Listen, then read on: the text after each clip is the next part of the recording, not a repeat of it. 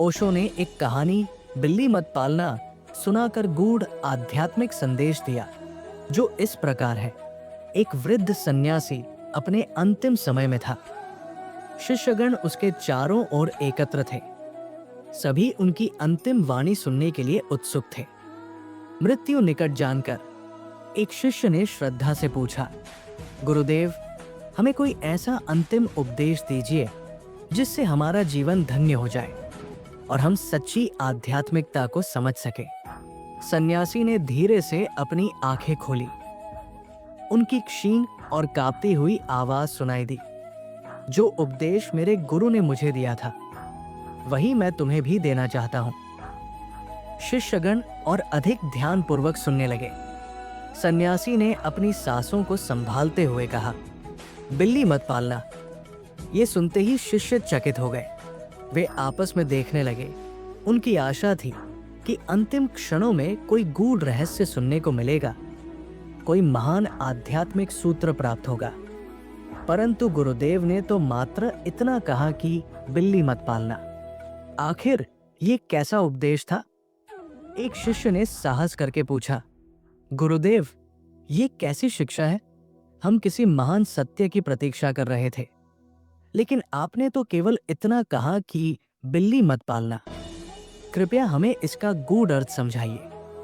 सन्यासी हल्के से मुस्कुराए और बोले, ये वही सीख है जो मेरे गुरु ने मुझे दी थी, लेकिन मैं इसका अर्थ नहीं समझ सका। अब मैं चाहता हूं कि तुम मेरी कहानी सुनो, जिससे तुम्हें ये उपदेश पूरी तरह स्पष्ट हो जाए। जब मेरे गुरु ने अंतिम समय में मुझसे कहा था बिल्ली मत पालना, तब मैं भी उतना ही आश्चर्यचकित था जितना कि तुम लोग हो। मुझे लगा था कि शायद उन्होंने ये बात यूं ही कह दी होगी, या फिर वृद्धावस्था के कारण उनका मन विचलित हो गया होगा। मैंने उस बात पर विशेष ध्यान नहीं दिया और उनके निर्वाण के बाद मैं जंगल में जाकर एक छोटी सी कुटिया में रहने लगा।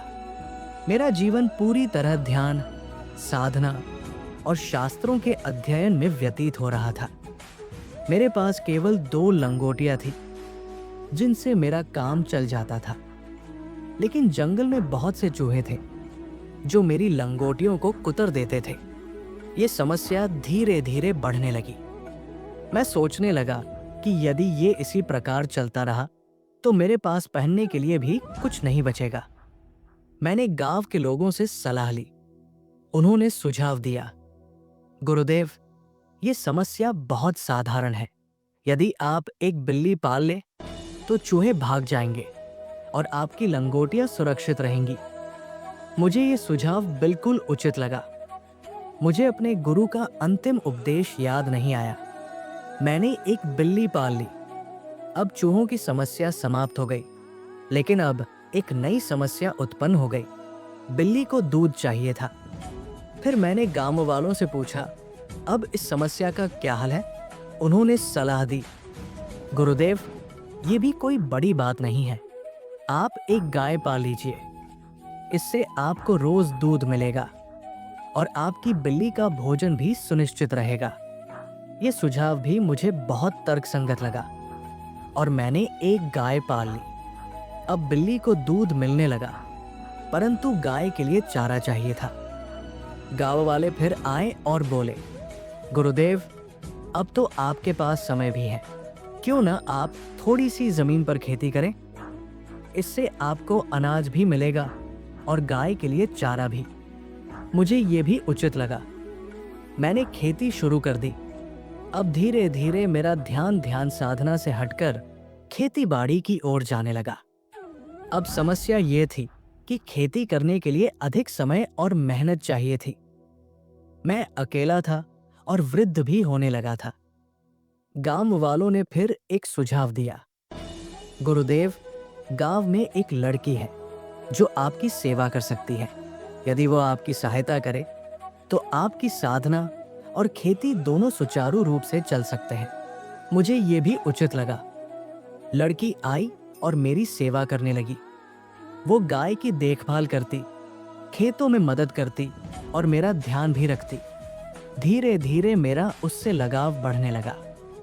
गांव वालों ने कहा, गुरुदेव, जब इतना प्रेम हो ही गया है तो विवाह कर लीजिए। ये प्रस्ताव भी उचित लगा और मैंने विवाह कर लिया। अब मेरे बच्चे हुए, घर गृहस्थी बढ़ती गई, साधना पीछे छूट गई। अब मैं पूर्णतः एक गृहस्थ बन चुका था।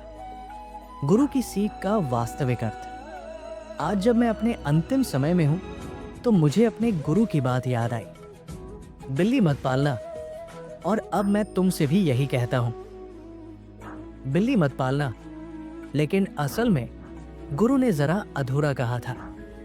यदि मैं गुरु होता तो कहता, लंगोटी मत पालना, क्योंकि समस्या की जड़ बिल्ली नहीं थी बल्कि लंगोटी थी। लंगोटी थी इसलिए चूहे आए, चूहे थे इसलिए बिल्ली पालनी पड़ी, बिल्ली पालने से गाय पालनी पड़ी, गाय से खेती शुरू करनी पड़ी, खेती से लड़की आई, लड़की से विवाह हुआ, विवाह से पूरा गृहस्थ संसार बन गया। संसार बाहर से नहीं आता, वो भीतर से उत्पन्न होता है। जहां मैं है वहां संसार है, जहां मैं नहीं वहां संसार भी नहीं। संसार हमारे चारों ओर धीरे धीरे चुपचाप प्रवेश करता है। अगर लंगोटी से सीधा विवाह हो जाता तो मैं चौंक जाता, लेकिन संसार धीरे धीरे छोटे छोटे कदमों में आता है। संसार त्यागने से नहीं, जागरूक रहने से समाप्त होता है। अगर मन सचेत रहेगा तो संसार तुम्हें नहीं बांध सकेगा। इसलिए सावधान रहो और ये बात सदा याद रखना, बिल्ली मत पालना। ये कथा हमें सिखाती है कि संसार एक झटके में नहीं आता, बल्कि धीरे धीरे हमें अपने जाल में फंसाता है।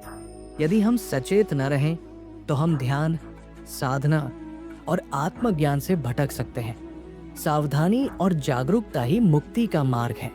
अगर आपको ये ज्ञानवर्धक कथा पसंद आई हो और आपने इससे कुछ सीखा हो तो कृपया इसे लाइक करें, अपने मित्रों और परिवार के साथ शेयर करें और हमारे चैनल प्रेरक संदेश को सब्सक्राइब करना न भूलें। आपके हर लाइक, शेयर और सब्सक्राइब से हमें ऐसी और भी प्रेरणादायक विचार व कहानियां लाने की ऊर्जा मिलती है। धन्यवाद।